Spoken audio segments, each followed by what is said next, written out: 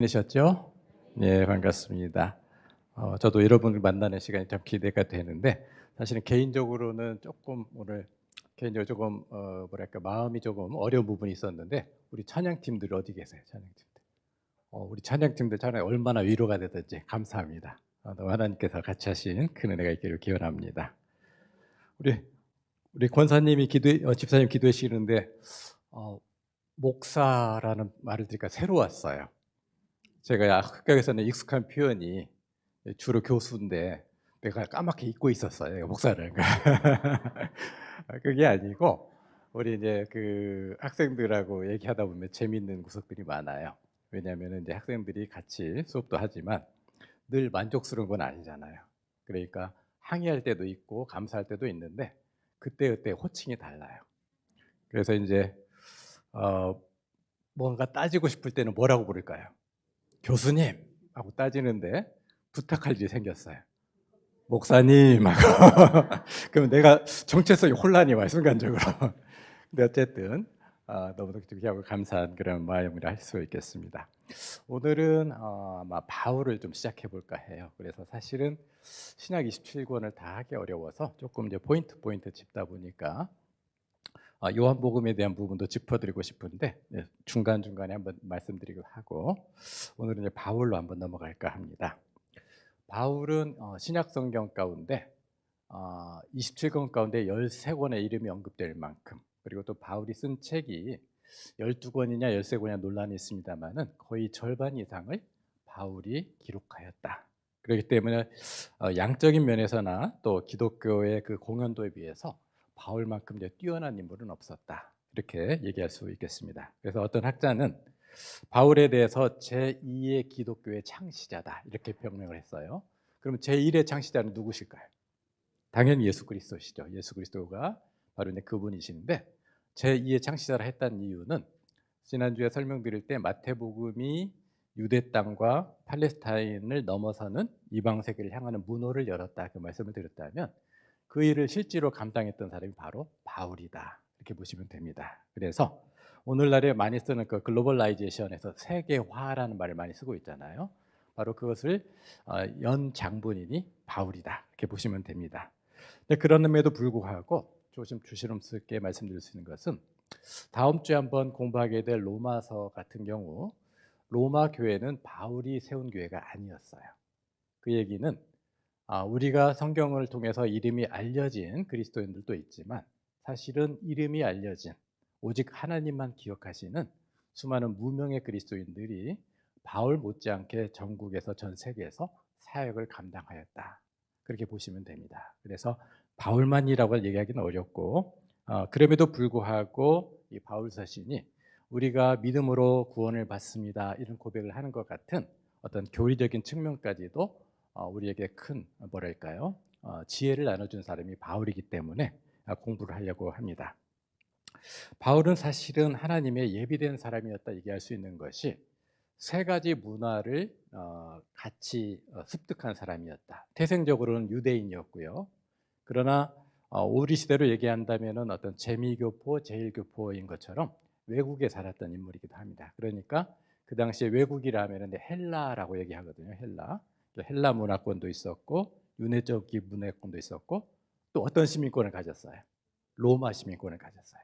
그래서 이제 오늘날의 우리나라도 여권파고 굉장히 세다고 하잖아요. 그 당시에 쉽게 말하면은 전 세계 어디든지 갈 수 있는 여권이 로마 시민권이었다 보시면 됩니다. 그러니까 언어적으로도 헬라어가 되었고 히브리어도 말할 수 있고 세계 문화를 공통하다 보니까 어디든지 누구를 만나든지 다 대화가 될 수 있는 사람이어서 하나님이 특별히 준비치 않으셨을까 이 생각을 하게 됩니다. 그런데 어려서는 길리기아 다소로운 곳에 태어났는데 그 뒤에 배경에서 잘 알지 못해요. 다만 예루살렘에서 그 당시 최고의 학자였던 가말리엘 문화에서 공부를 했었다는 기록까지 있게 됩니다. 그런데 놀랍게도 이 바울이 첫 성경에서 등장할 때는 그리 아름답지 못한 모습으로 등장한다는 겁니다. 가장 먼저 등장한 것은 어찌 보면은 스데반의 순교 장면 가운데서 옷을 지키는 사람으로 등장을 해요.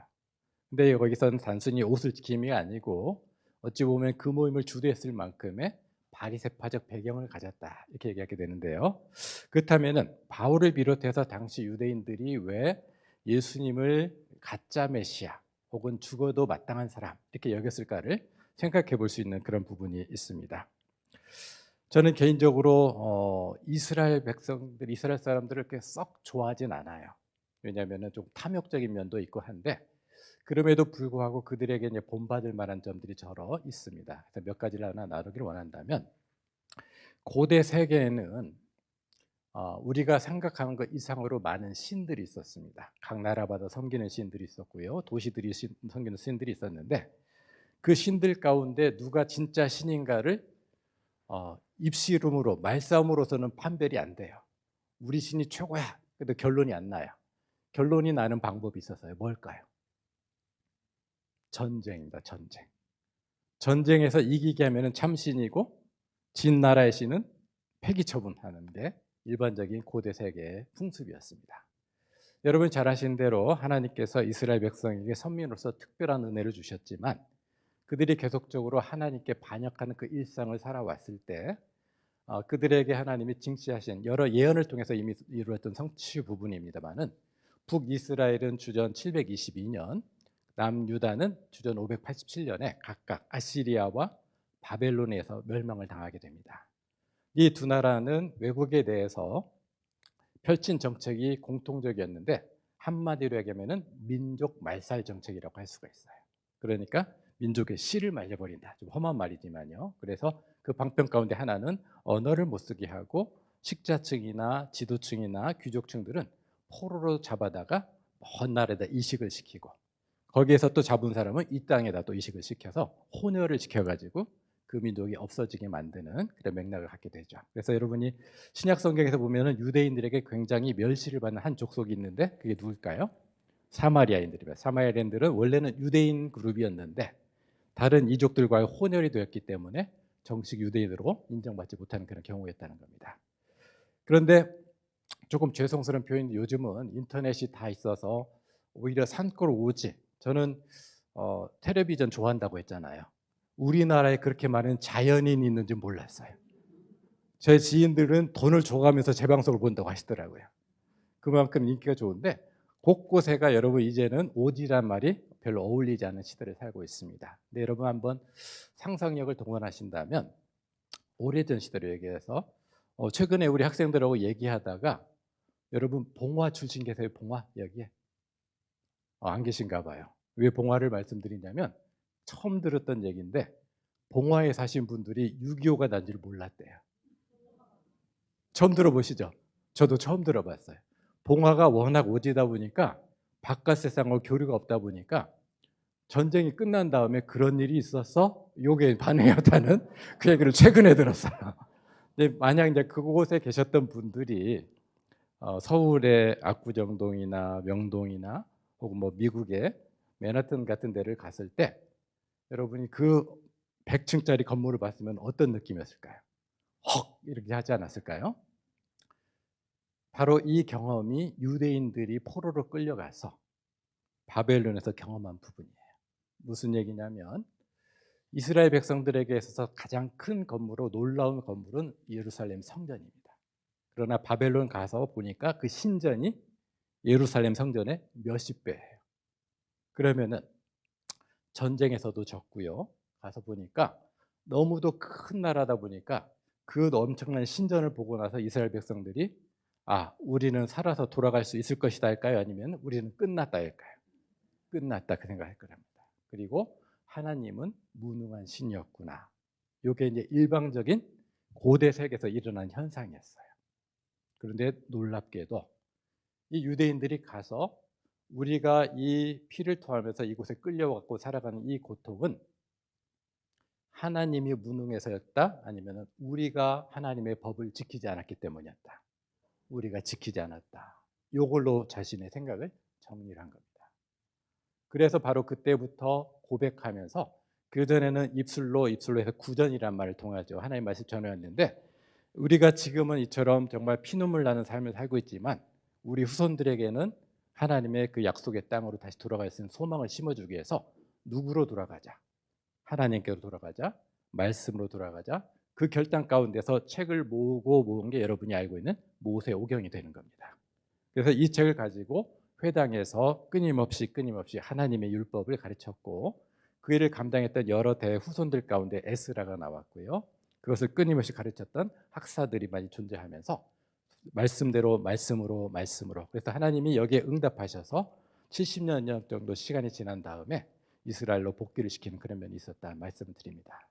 그래서 여러분이 율법을 얘기할 때는 우리는 자칫 좀 부정적으로 얘기하는 경향이 있는데, 뿌리는 뭐예요? 우리가 살 길은 어디에 있다? 하나님의 말씀에 있다. 여기서부터 출발하는 겁니다. 그런데 우리가 다 말씀을 알지 못하기 때문에 배우면서 율법을 가르치는 분들이 있었는데, 그들의 이제 후손 가운데 하나가 바리새파라고 얘기할 수가 있어요. 그래서 바리새파는 모세의 자리에 앉았다는 그 비판을 받긴 하지만 끊임없이 어느 것이 하나님의 뜻인가를 설명해 주는 그런 역할을 했는데, 이게 조금 변질이 되고 말아요. 왜냐하면은 본질적으로는 하나님의 뜻이 무엇인가를 고민을 해야 되는데, 사람들이 우리가 조금 믿음 생활에 익숙해지다 보면은 어떤 생각이 들어요? 누구만 잘 믿는 것 같아요. 경험들 있으세요? 문득 나 정도면 괜찮은 믿음의 생활. 그러니까 신앙 생활은 이렇게 해야 돼. 그래가지고 가끔 보면은 제가 이제 우리 권사님들 가운데 새 신자 모시거나 그러면은 믿음 생활은 이렇게 하는 겁니다 하고 이제 친절히 가르쳐 가시는데 고맙고 감사한 일이죠. 그런데 신앙 생활 여기 전체 계신 분들 다 많이 계시지만 여러분의 하나님의 경험은 다 똑같아요, 다 달라요. 달라요. 그러니까 신앙에 대한 부분도 조금은 열린 자세가 필요하다는 말씀을 드립니다. 그런데 어쨌든 이 바리새인들은 모든 율법의 권위자는 우리야 하고 우리 율법이 최고다 하는데, 율법에 보면은 신명기서에 보면은 나무에 달려 죽은 자는 죽은 자다, 저주를 받은 자다, 이 표현이 있어요. 근데 공교롭게도 예수님이 어디에서? 나무에서 돌아가셨다는 거죠. 그리고 이스라엘 백성들이 생각하는 메시아는, 자 여기서 이제 한 번쯤 질문이 넘어가요. 세례 요한은 구약 시대 인물일까요? 신약 시대 인물일까요? 세례 요한하고 예수님의 나이 차이는 6달, 6개월이에요, 6개월. 그러면은 세례 요한은 구약 시대 인물이에요, 신약 시대 인물이에요? 신약 시대죠. 아직 제가 파악이 되실 때가 됐는데 안타깝게도 지난주 공부했던 누가복음의 시각에 하면은 세례 요한은 구약 시대 인물입니다. 이유를 잠깐 설명드릴게요. 유대인들의 생각 가운데서는 긴 400여 년의 시간 동안 우리가 36년의 그 압제 가운데서 큰 고통을 당했는데 400년 넘는 시간에 비정복민의 삶을 살아갔어요. 그러니까 얼마만큼 해방에 대한 그런 고대가 컸었을까요? 그래서 하나님께 구원자를 보내주세요 하고 간절히 기도했던 그 맥락이 바로 이제 유대 역사 구약 성경의 선지서에도 이제 많이 녹아 있죠. 그런데 그들의 계획 가운데서는 그 메시아가 나타나면 큰 왕적인 군사적인 능력을 갖고 우리를 괴롭히는 모든 이방 세력을 어떻게 하고 도륙하고 이 땅에 이 나라의 완전한 해방을 가져올 것이다. 이런 기대치를 갖고 있었단 말씀이에요. 근데 세례 요한이 하나님의 특별한 계시를 받았던 인물이죠. 요한복음에 보면은 보라 세상 죄를 지고 가는 어린 양이로다. 어느 누구도 받지 못했던 놀라운 계시를 받았지만 이 세례 요한의 사고는 누구 어느 시대에 매여 있어요? 구약 시대에 매여 있는 거예요. 왜냐하면 세례 요한이 갖고 있는 메시지가 뭐냐면 심판의 메시지입니다. 뿌리에 도끼가 뿌리가 도끼가 있기 때문에 회개하지 않으면. 근데 이 회개의 대상에는 인간의 개별에 대한 부분이지만 곧 이 로마 땅에도 임할 심판에 대한 메시지까지 포함을 됐다는 거예요. 그러면 이 로마를 전복시키고 뒤집어 엎으려면은 예수님이 메시아라면 어떻게 하셔야 돼요? 힘 있는 사람을 모으고 자금도 모으고 능력 있는 사람도 모으고 다 이걸 구성을 갖춰서 해야 되는데, 조금 죄송스러운 말씀이지만 예수님이 주로 만난 사람들이 어떤 분들이에요? 네, 허접한 조금 그런 사람들이에요. 그러니까 도통 궁금해한다는 거죠. 그러니까 세례 요한이 감옥에 그 헤롯과의 연관, 그 연관 때문에 감옥에 있다가 질문합니다. 오실 그이가 당신 맞습니까? 아니면은 또 다른 메시아를 기다려야 됩니까? 학자들은 어떻게든 세례 요한 편을 들어주고 싶어서 그건 세례 요한이 한 질문이 아니고 제자들이 한번 궁금해하니까 너희가 가서 알아봐라 이렇게 했다고 설명하는데 문맥은 아니에요. 세례 요한의 질문이었다는 겁니다. 결국은 이 세례요한을 끌어온 얘기가 왜 이러냐? 바리새인들도 비슷한 생각을 가졌어요. 왕적인 메시아, 군사적 메시아, 정치적으로 모든 것을 해방시킬 메시아를 했는데 허무하게 십자가 당했던 그 예수는 메시아가 될 수 있어요, 없어요? 없어요. 그러니까 너희는 이단과 같은 가르침을 준다 해가지고 열심히 예수 그리스도를 메시아로 고백하는 이들을 잡아 죽이기도 하고 핍박하는 일에 앞장섰다. 그렇게 얘기할 수가 있습니다.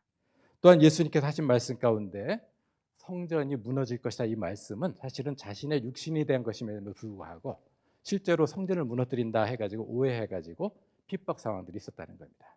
어쨌든 그들의 시각 가운데서는 예수님은 메시아로서 자격이 전혀 없음에도 불구하고 메시아다 하니까 우리가 용납할 수 없다. 왜냐하면은 하나님의 계명에 따라서 우리가 살아야 되는데 그 율법에 적용되어 있는 메시아관에도 이분은 어울리지 않는다. 해가지고 예수님을 부인하고 예수님을 따르는 이들을 핍박하는 일들이 벌어지게 되었던 것입니다.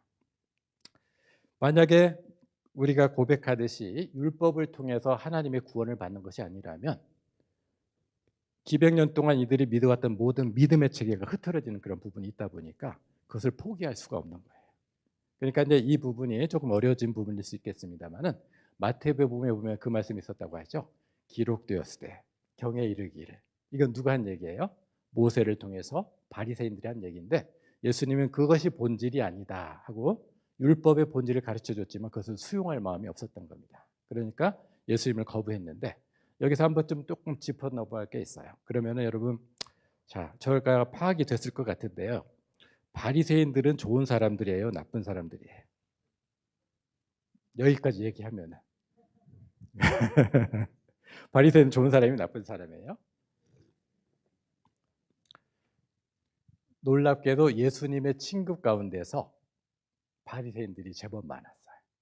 이 얘기는 바리새인이 나쁘다가 아니라 바리새파적 사고에 파묻혀서 예수님을 못 본 사람이 조금 모자란 사람이라 얘기할 수가 있어요. 자 여기서 이제 하나 이 시대 성경 시대 이야기는 아닌데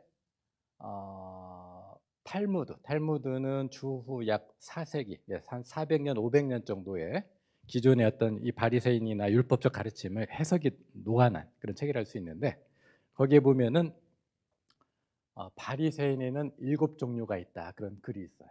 이것을 한번 보십시오. 첫 번째 잠시 대기형이 있어요. 잠시 대기형. 뭘까요? 하나님의 명에 따라서 이 선행을 해야 된다는 것을 알고는 있는데 우리 합시다 하면은 아멘 합시다 했는데 딱 하는 순간에 그 자리에 그분이 계세요? 안 계세요? 안 계세요. 왜냐하면 어떻게 잠시만 내가 지금 급한 일이 생겨서 하고 바로 필요한 그 순간에 선행을 미루는 분이 누구다? 잠시 대기형이에요. 잠시 대기형. 조금 요즘에 조심해야 될 유형 가운데 하나는 유혈형이라는 게 있어요. 유혈형. 성경에 보면은 여러분 거기 없어요. 찾으라고 하지 마세요.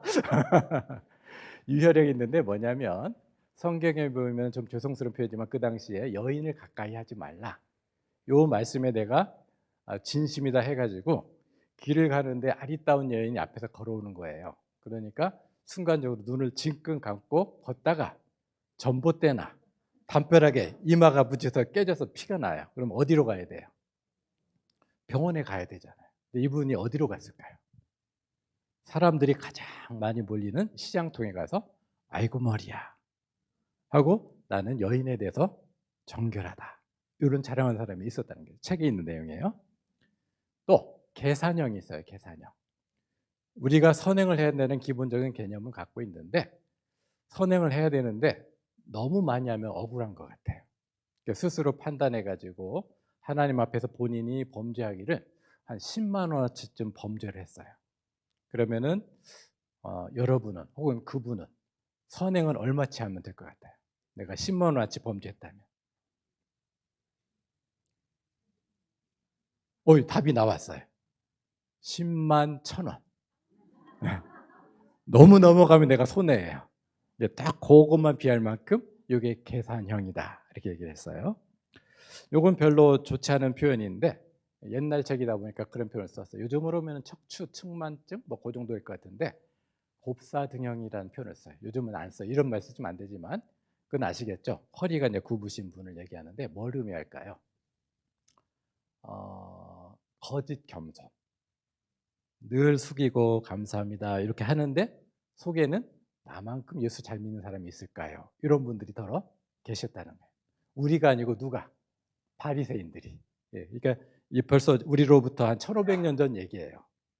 그리고 하나님 경외형이 있어요. 하나님 경외형은 긍정적일까요? 부정적일까요? 일단은 긍정적일 것 같은데 하나님의 말씀에 따라 선행을 하긴 합니다마는 벌 받을까 무서워서, 두려워서 이런 무령이 이제 하나님 경외형이에요. 마지막은 하나님 사랑형입니다. 선행을 하는데 왜?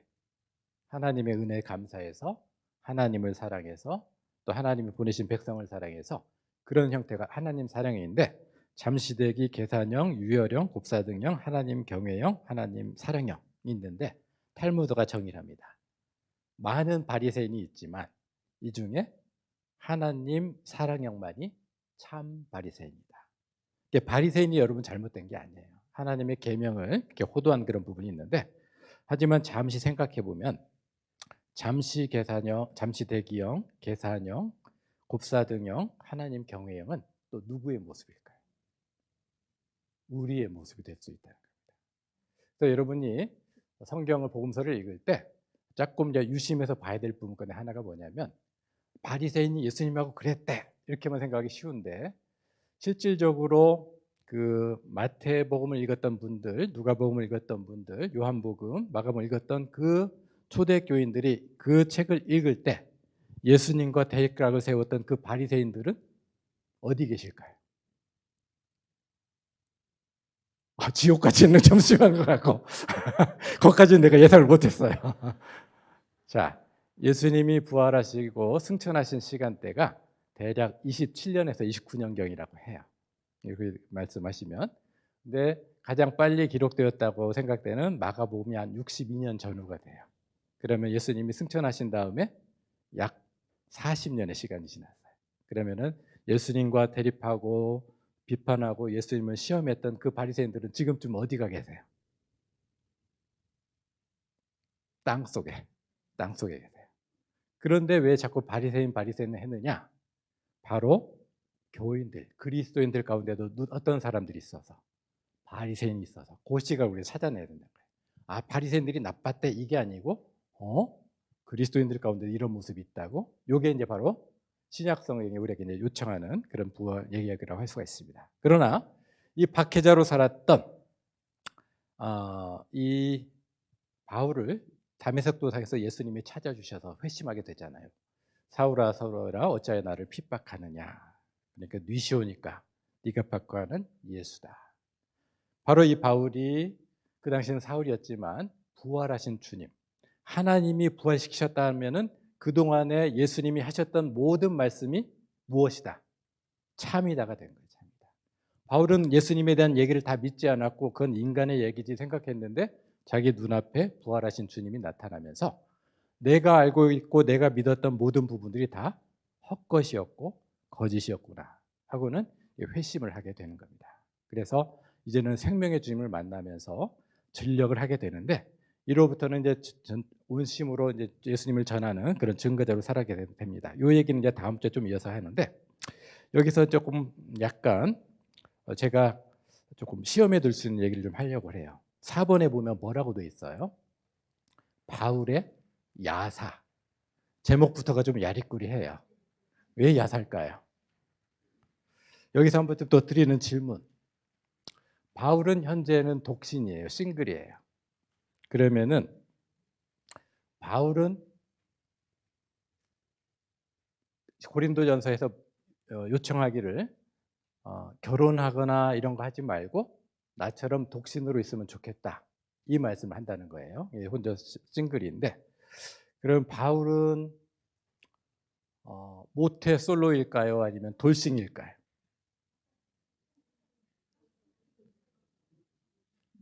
여러분 지금 잘 대답하셔야 나중에 바울 만날 텐데 여러분이 어떻게 대답할 때 따라서 그 반응이 달라질 수가 있어요. 모태 솔로예요? 돌싱이에요? 정답은 알 수 없어요. 성경 어디에도 없는데 단 학자들에 따라서는 사별의 가능성을 얘기해요. 왜냐하면은 바리새파적 훈련을 받는 분들은 보통 18세에서 결혼을 한다고 그래요. 이게 바울이 바리새파 훈련을 받았는데, 근데 바울이 이 사역을 감당할 때가 아마 35세 전후로 이렇게 알려져 있습니다. 그래서 아마도 사별의 가능성이 있는데 살짝 모태솔로의 가능성도 없진 않아요. 왜냐하면 바울이 잘생겼을 것 같아요, 못생겼을 것 같아요? 어떻게들 아세요? 바울에 대한 외모를 기록한 유일한 책이 어디냐면 고린도후서 10장 10절에 보면은 이렇게 말이 있어요. 그들의 말이 그의 편지들은 무게가 있고 힘이 있으나, 그러니까 바울이 쓴 편지를 볼 때는 하고 설득력 있다, 그 말씀이에요. 몸으로 대할 때는 약하고는 호감형이다, 비호감형이다. 조심해야 돼요, 여러분. 하여간 비호감 비슷한 것 같아요. 그 말도 시원치 않다. 말하는 것도 조금 그래요. 요즘 우리 시대로 얘기하면 설교가 좀 그랬대요. 이런 형태인데, 요거에 대해서 우리가 더 한번 확인할 수는 없으나 주후 한 170년 경정에 성경에 대한 책은 아니고 바울에 대한 일화를 조금 담긴 책이 있어요. 바울과 테클라 행전이라는 책이 있어요. 저도 보진 못했고 인용한 것만 봤는데, 이 바울에 대한 외모를 이렇게 설명합니다. 주변 머리만 있고, 일자 눈썹에 부리부리한 눈, 매부리 코, 단구, 키가 작고 O형 안짱다리였다. 상상력을 동원하시면 돼요. 주변 머리만 있고 일자 눈썹에 매부리 코에 붉은 눈에 키가 작고 안짱다리, 다리가 휘었다. 자, 이제 질문을 다시 할게요. 어느 가능성이 높아요? 모태솔로의 가능성이 충분히 있어 보인다. 그런데 그게 다가 아니고 끝부분에 보면은 이런 표현이 붙어 있어요. 어찌 보면 사람 같고 어찌 보면 천사 같았더라. 어찌 보면 사람 같고 어찌 보면 천사 같았더라. 그의 외모적인 언어적인 능력, 모든 것이 가릴 만큼 무엇처럼 보였다. 천사처럼. 바울의 영성을 보게 하는 면입니다. 그리고 또 다른 책에 보면은 그의 얼굴에서는 미소가 떠나지 않았다. 우리가 이 그림을 갖고 바울을 조금 알아가기 원합니다. 그래서 오늘은 이제 고린도전서를 잠깐 말씀을 나누기를 원하는데, 고린도시는 이제 옆에 있는 우리 부산이 항구를 끼고 있어서 우리나라 제2의 큰 도시로 이제 성장할 수 있었고 이걸 유지하고 있습니다만은, 고린도는 항구가 2개였어요. 그러니까 가만히 앉아서도 항구에서 오는 그런 세금만 받아도 큰 돈을 구가해가지고, 옛날에는 도시국가를 해가지고 아테네, 스파르타 이런 명칭들이 있잖아요. 근데 그것을 능가할 만큼 부를 구가했던 도시가 바로 고린도였다, 이렇게 보시면 됩니다. 큰 도시 부자였다, 그 얘기 볼 수 있는데, 그때 하나의 신흥 세력이 막 발돋움하고 있었어요. 뭐냐면 바로 로마라는, 대제국을 이루기 전에 로마라는 도시였는데, 이곳에서 로마가 세력을 확장하면서 군단을 이끌고 펼쳐가는데 2가지 원칙이 있었어요. 먼저 사절을 보냅니다.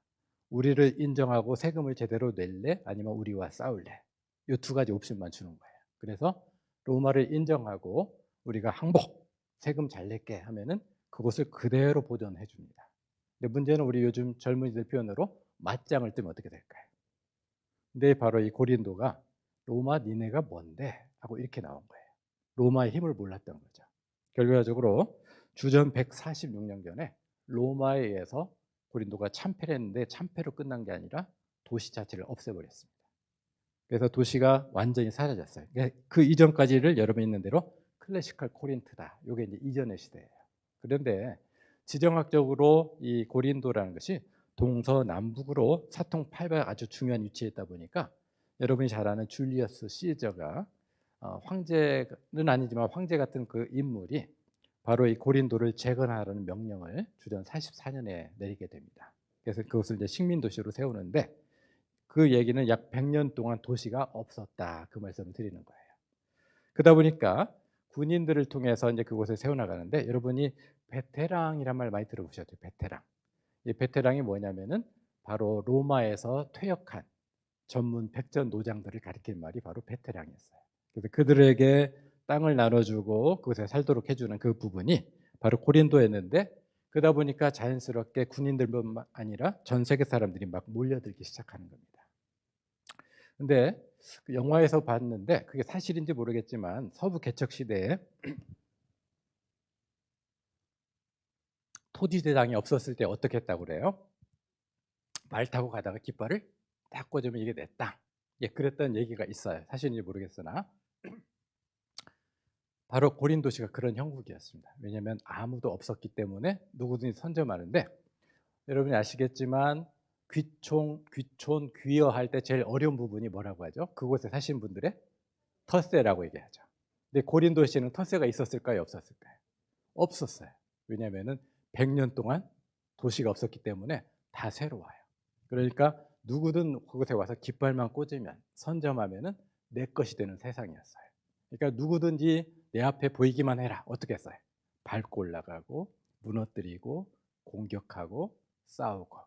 이게 바로 고린도시의 정서였다 얘기할 수 있어요. 그래서 고린도시의 1세기에 바울이 전도했을 때 고린도의 그런 사람들의 마음 상태가 뭐냐 얘기하면은 경쟁, 시기, 질투, 파괴심. 이게 하나의 정서였는데 그 정서가 고린도만 있었을까요? 어디 속으로 흘러 들어왔을까요? 고린도 교회 안으로 흘러 들어온 겁니다.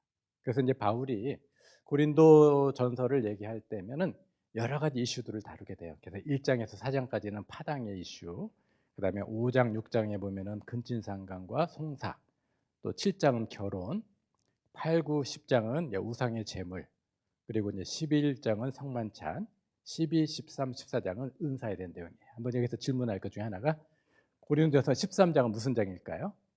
사랑장. 예, 성경 퀴즈 때는 그렇게 답하세요. 그런데 여러분이 신약을 공부하고 나서는 은사장이라고 하시면 돼요. 왜냐하면 12장, 14장이 은사인데 모든 은사는 무엇에 바탕이 돼야 된다?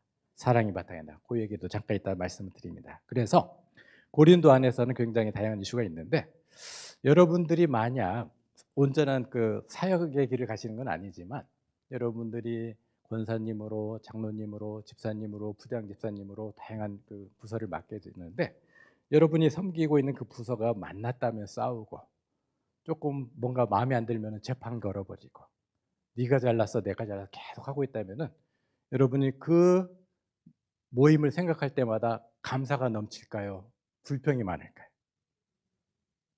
예, 속으로만 대답하세요. 예. 만약 그런 교회를 여러분이 담임하신다면 어떨 것 같아요? 깝깝하죠. 근데 바로 그 교회가 어떤 교회였다? 고린도 교회였다. 근데 여기서 하나 이제 짚을 건 중에 하나가 독일의 고백교회와 그 히틀러의 나치당을 반대했던 본헤퍼 목사님이라는 분이 계세요. 그분이 순교 직전에 썼던 글 가운데 더불어 사는 삶이라는 책이 있는데 그분이 그 얘기를 했어요. 여러분이 지금 섬기고 있는 그 공동체가 마음에 들지 않고 이것도 문제 저것도 문제 거기에 늘 골머리가 앓고 있다면 하나님이 당신을 그곳에 세우신 이유를 살펴보길 원합니다. 만약 그곳에서 계속적으로 그 공동체를 생각하면서 불평하고 원망하고 화가 난다면 그 일은 당신 말고도 할 사람이 많습니다. 그러나 당신을 콕 집어서 그곳에 두신 이유는 당신을 통해서 하나님의 은혜가 흘러 들어가기를 원하기 때문입니다.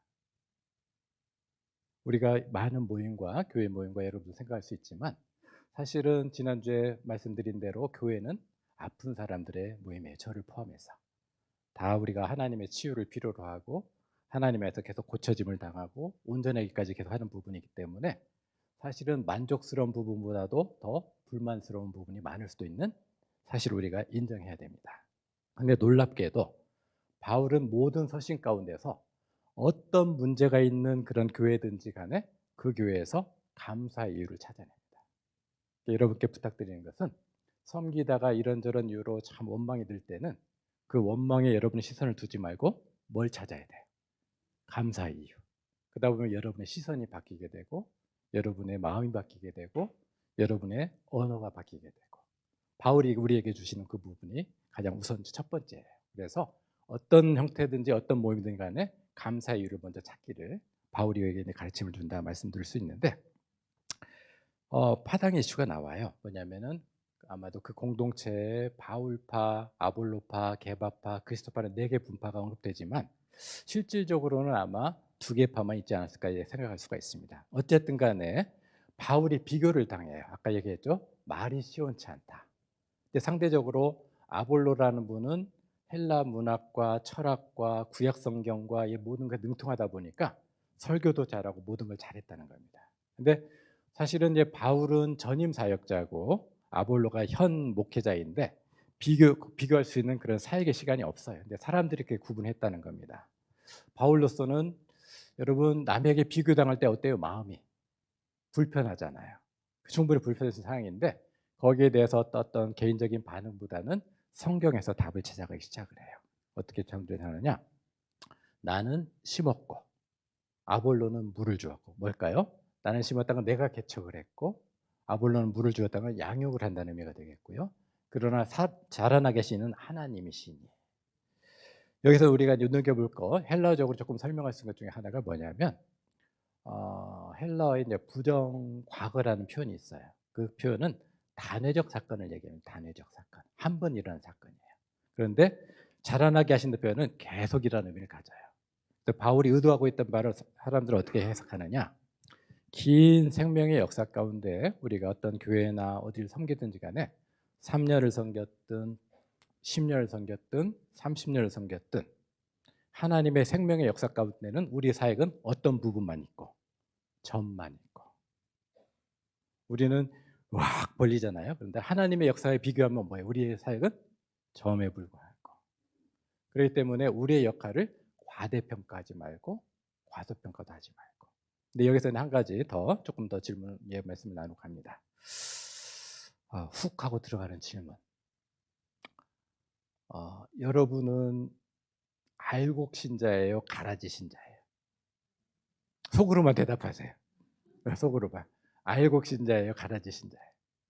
마태복음에 보면은 알곡과 가라지 비유가 있는데 주인이 분명히 좋은 씨를 뿌렸는데 어느 순간에 가라지가 자라나고 있어서 뽑을까 했더니 놔두어라. 나중에 때가 되면 추수꾼이 판별해낼 것이다. 지금 뽑다가 나면 다칠까 두렵다. 이 말씀이 있어요. 이 얘기하고 오늘 바울 얘기하고 연관있기 때문에 드린 말씀인데 아니면 질문을 바꿀게요. 지금은 여러분이 알곡 같지만 가라지처럼 신앙생활 했던 적이 있었을까요? 없었을까요? 있었을 거예요. 앞으로는 장담 못해요. 근데 지금은 내가 가라지 같은 믿음으로 조금 하나님 앞에 죄송스럽지만 언젠가 내가 알곡이 될 수 있는 시간이 있을까요? 없을까요? 있어요. 그러니까 아까 우리가 사역은 지금이란 시각으로 보는 게 아니고 뭐예요? 우리의 모든 삶을 통해서 보는 겁니다. 바울이 이제 그 얘기를 끌어와요. 여러분들은 자꾸만 내가 현재 뭐 한다 하고 비교를 하는데 전문 용어로 헤이스라는 학자는 종말론적 유보라는 말을 씁니다. 이거 잠깐 설명드리려고 해요. 뭐냐면 여러분이 사역을 하실 때 여러분의 현재 사역에서 자신감, 뿜뿜 이 정도면 괜찮아 이런 마음을 가지세요? 아니면은 나는 부족한데 이런 생각이 있으세요? 예, 그것도 속으로만 대답하세요.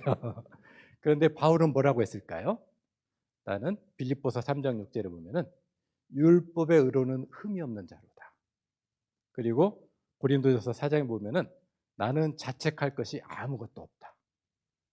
엄청난 얘기 아니에요? 이 길을 쓰고 보았더니 반성할 일이 있다 없다? 없다. 이 바울 제정신이에요. 그런데 그 뒤에 이 말씀이 있어요.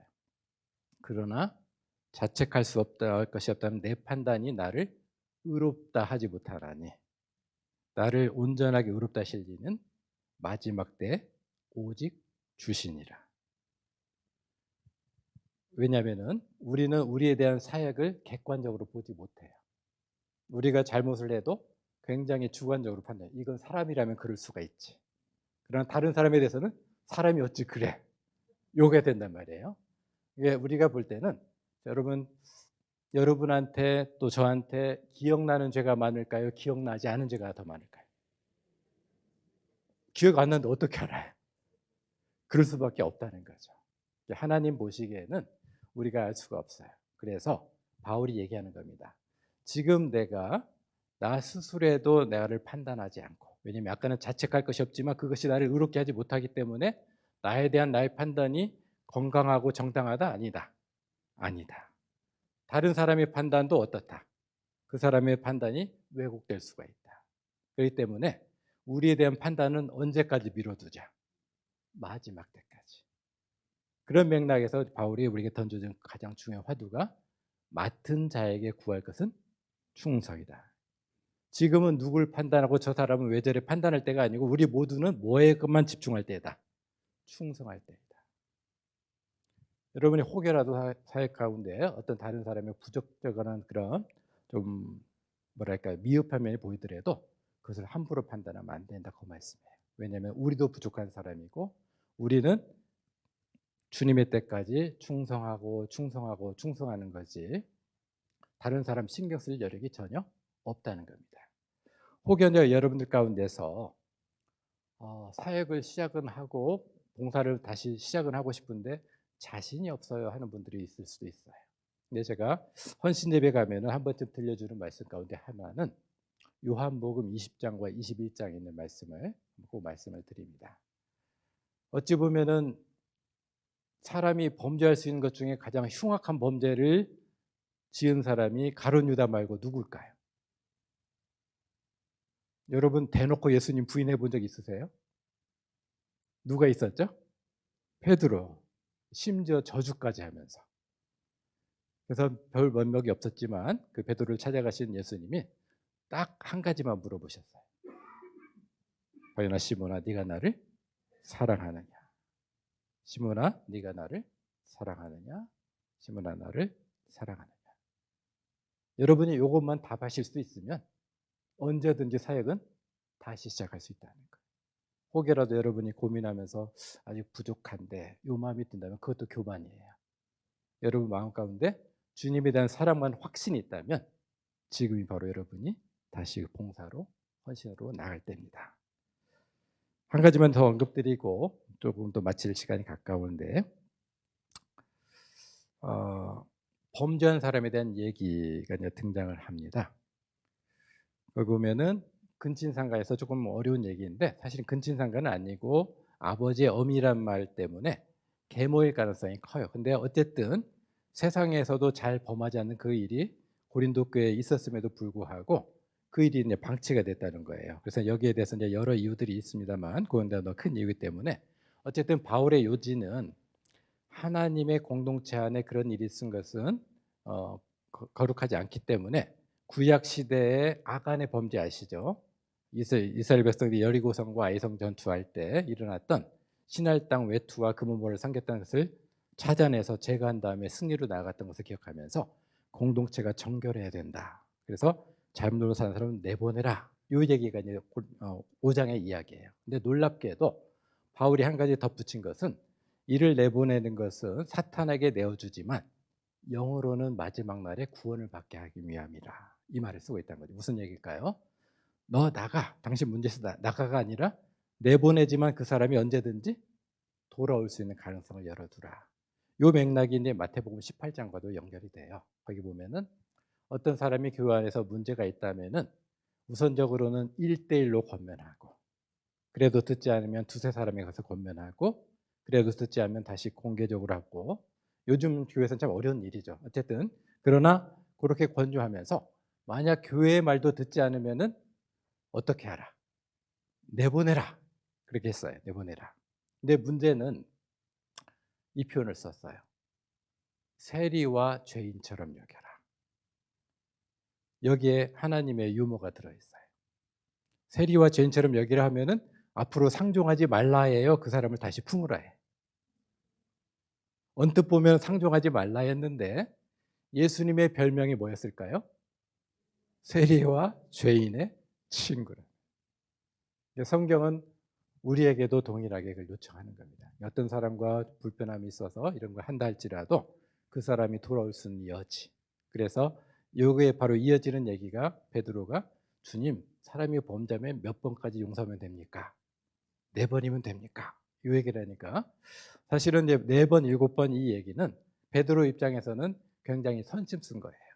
유대인들 개념에 보면은 3번까지는 사람이 할 수 있는 영역이고 4번의 영역은 신의 영역이다. 그런 글이 있어요. 여러분 한번 3번까지 용서해 본 적 있으세요? 네, 있기도 하겠지만 참 쉽진 않잖아요. 근데 예수님은 490번까지 얘기하라. 숫자가 중요한 게 아니고 언제든지. 왜냐하면은 사실은 우리가 그 은혜를 입었기 때문에 주님이 언제든지 우리를 또 받아주시는 그 은혜를 입었기 때문에 그런 맥락에서 이제 1만 달란트 빚진 종의 비유가 등장하는데 그것은 다음에 한번 설명하도록 하고요. 은사 문제를 잠깐 언급하려고 그래요. 은사. 오늘 읽었던 본문 말씀에 보면은 고린도 교인들이 이 세상 존재했던 어떤 교회보다도 어찌 보면은 오순절 교단보다도 더 많은 은사를 누렸던 교회라고 할 수가 있어요. 그러다 보니까 사람들이 누구 은사가 크다 이것을 굉장히 경쟁했던 것 같아요. 그러니까 바울이 그 얘기를 하는 겁니다. 서로 그렇게 자랑하게 되는데 여러분 어떻게 될까요? 우리의 모든 신체가 눈이 좋기 때문에 모든 신체가 눈이라면 어떻게 될까요? 상상을 해보세요.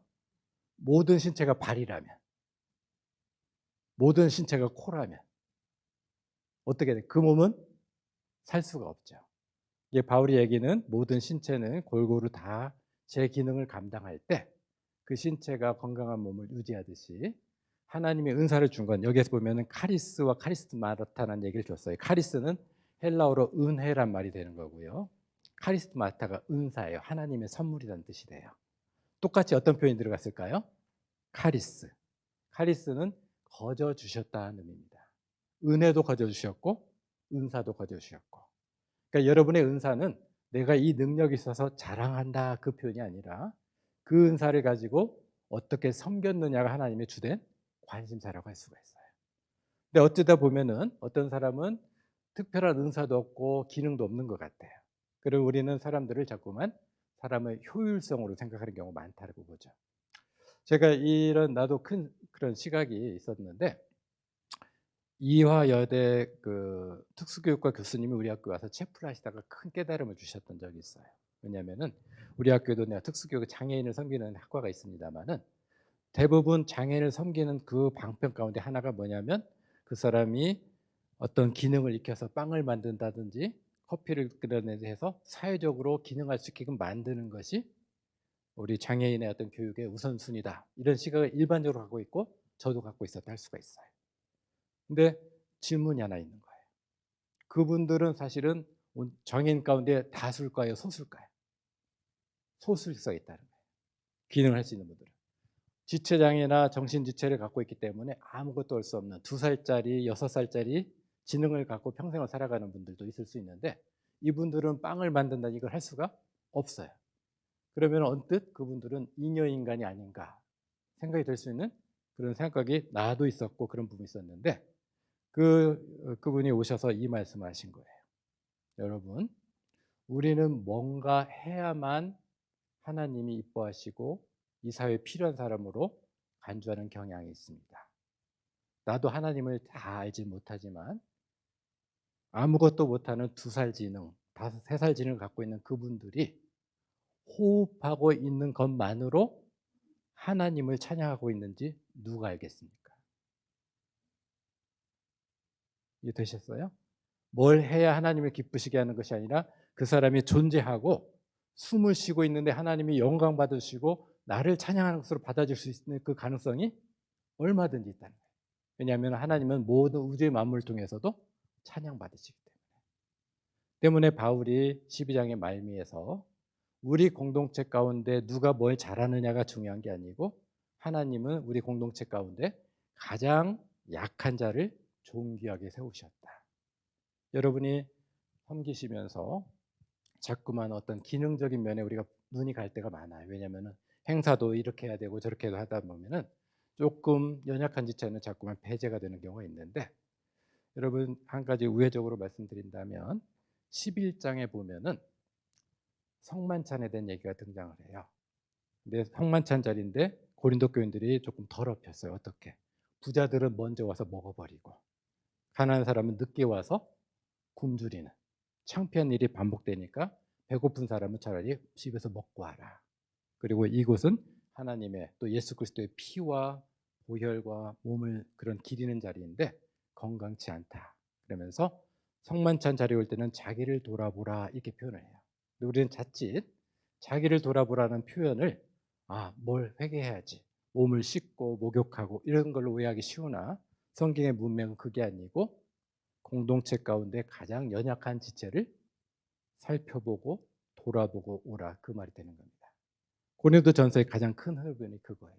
약한 자. 왜냐하면 하나님이 어느 누구보다도 약한 자, 힘없는 자를 존귀 여기시고 그분을 통해서 하나님의 나라를 이루어가기를 기뻐하신 분이기 때문에 우리의 시선도 우리 안에서 약한 자, 존귀한 자.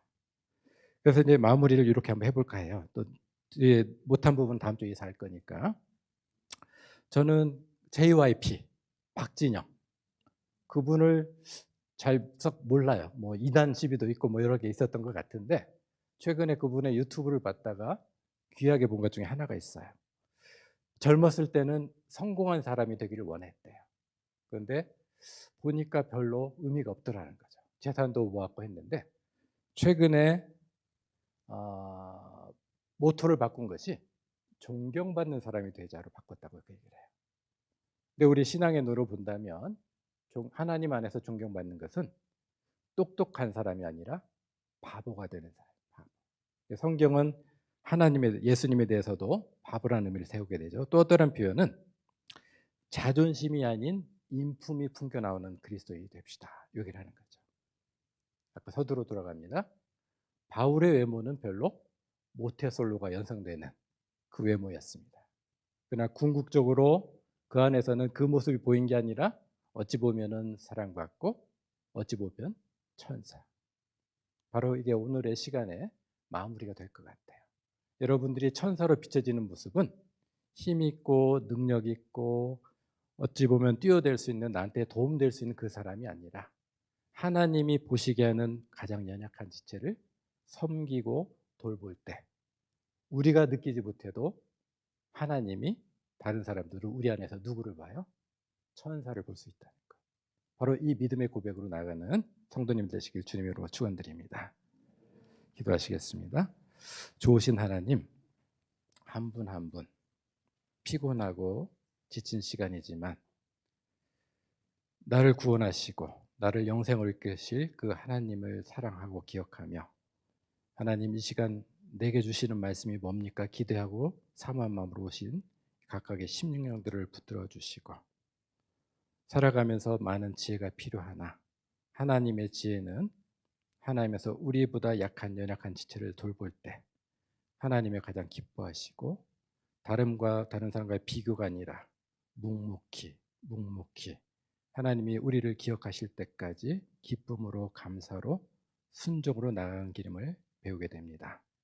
한 분 한 분을 붙들어 주시고 지금까지 이분들의 삶과 사역을 기뻐하셨던 것처럼 앞으로도 더더욱 알곡으로 자리매김할 때까지 한 분 한 분의 마음을 붙들어 주시고 믿음을 붙들어 주시고 삶을 붙들어 주셔서 참 잘하였도다 착하고 충성된 종아, 너에게서 바울에게 배웠던 천사를 보니 기쁘다, 이 칭찬이 우리 모두에게 임하도록 인도하여 주시옵소서.